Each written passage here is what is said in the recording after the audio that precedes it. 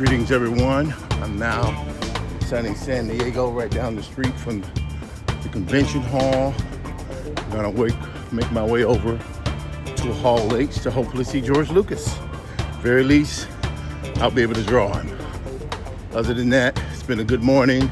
The train was finally ran on time, didn't have to take a bus, so that was nice. So we're just getting on over. See you on the other side.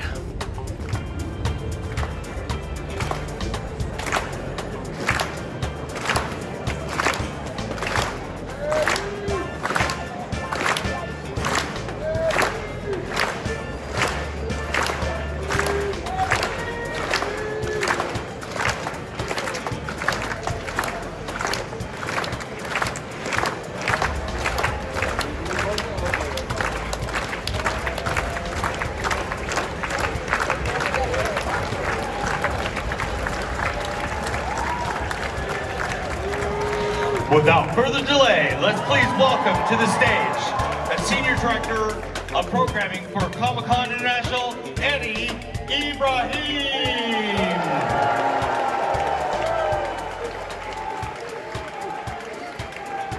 Hello, hello, hello, Hall H.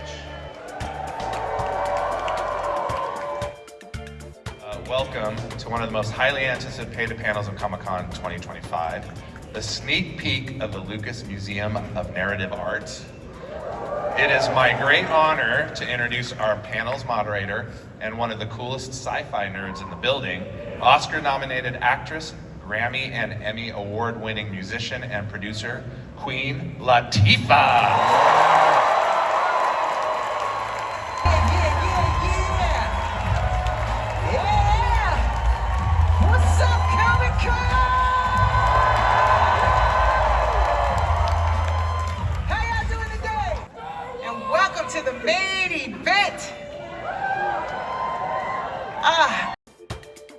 We've been waiting 5 decades for this. 5 decades. So let's not waste any more time. Let's get him out here. First up, he is one of the brilliant designers who helped shape the iconic look and feel of the Star Wars universe.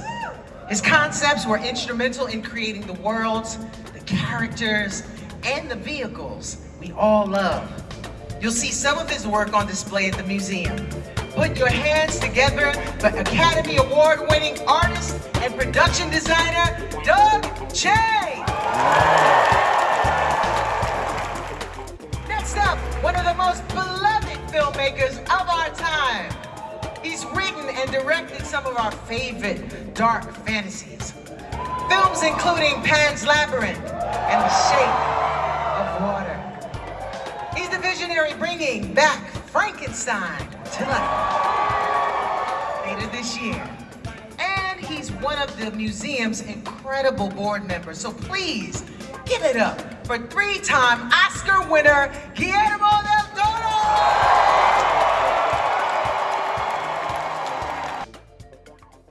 Now few creators have impacted the last 50 years of storytelling like this next man.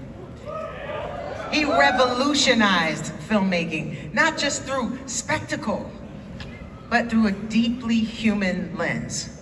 His magnum opus, Star Wars, has shaped our lives for generations and taught us we should trust our instincts. Right here, one person can change the course of history. And the force is always within us. His imagination has lit the path for generations of fans and filmmakers alike. He's the reason we're here today. Please welcome for the first time ever at COMICON, give it up for the one, the only, George Lucas!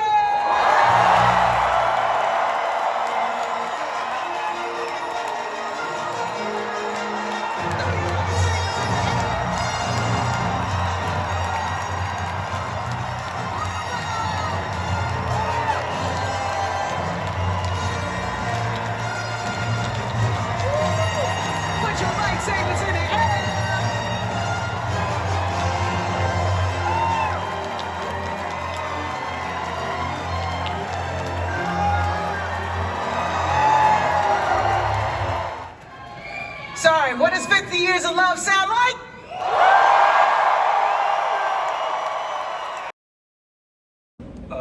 The modern mythology, and as Doug pointed out, it's a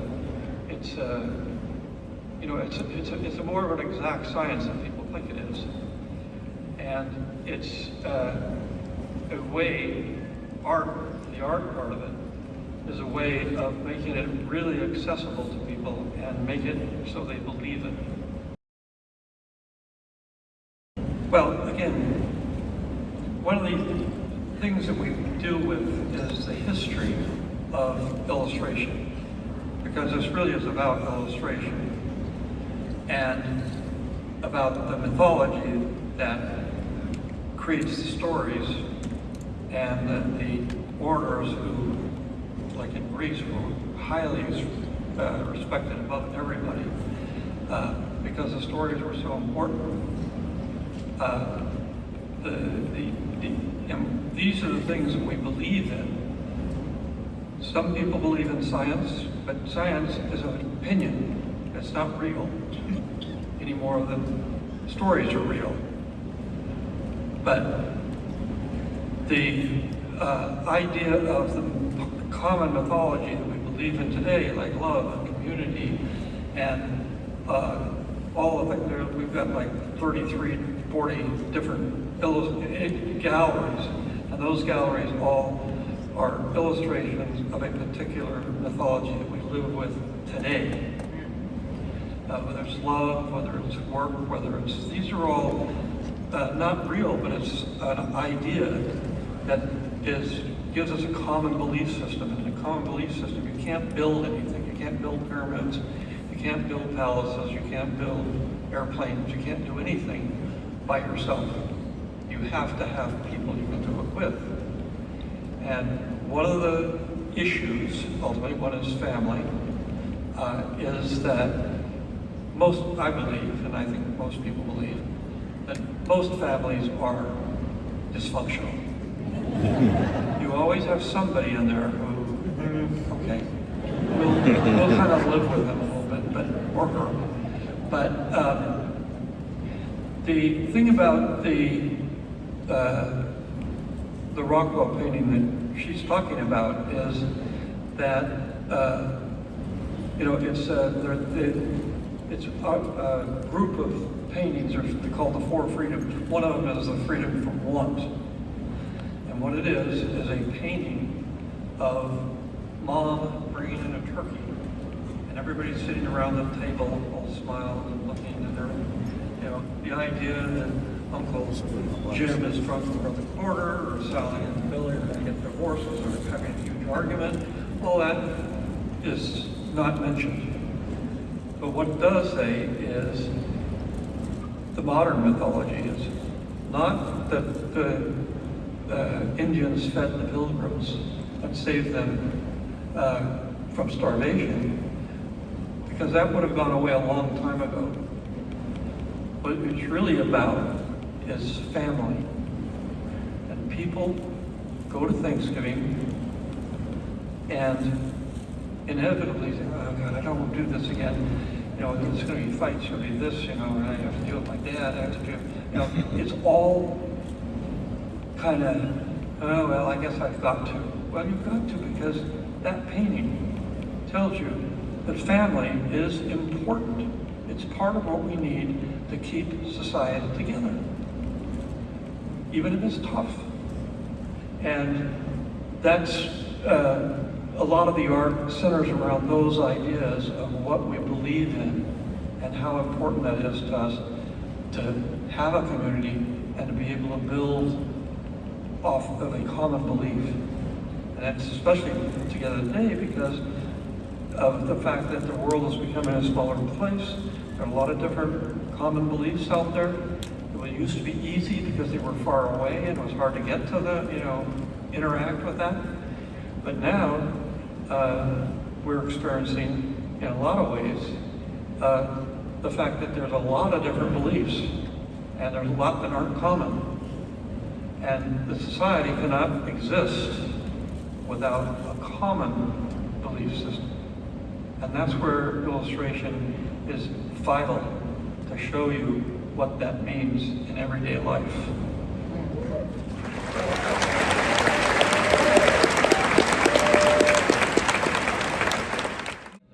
You managed to collect upwards of 40,000 pieces of art. Yeah, I've been doing this for 50 years now. And then it occurred to me that, what am I going to do with it all? Because I refuse to sell it. You know, I'm not one of the typical high art collectors who buys and then you come back 5 years later and you say, what happened to that painting you bought? That was so beautiful. Oh, well, I sold it for $10 million. I made a lot of money on it. I said, I could never do that. It's not what I think art is. I think it's more about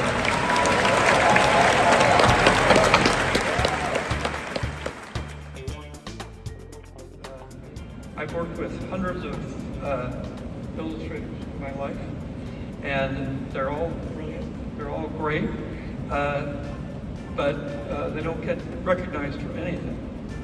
So this is sort of a temple to the people's art.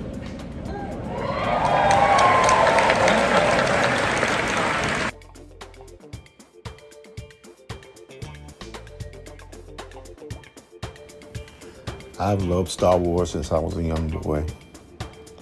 I grew up across the street from a cotton field, and I saw that movie and it changed my life. And because of George Lucas, I do what I do for a living. I knew that I wasn't going to actually be able to work for him because, I couldn't really leave New York and I had to raise my kids. And that was a good decision for me to make. But I felt like this one time I could see him in person, even if it was from 500 feet away, and draw the man.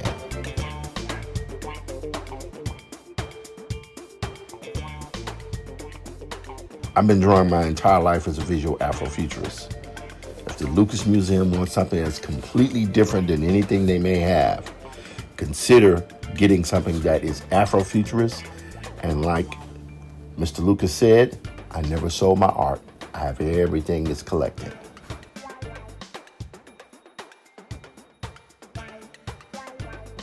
Give a brother a call. Peace.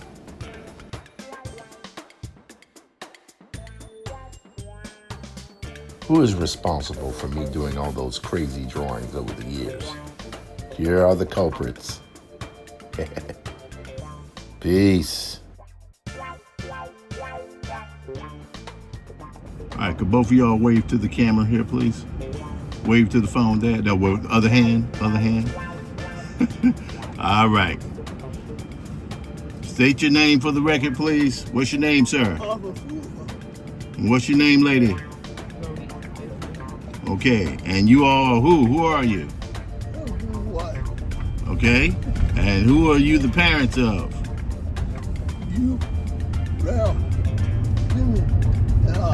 Good, thank you very much. Love you guys.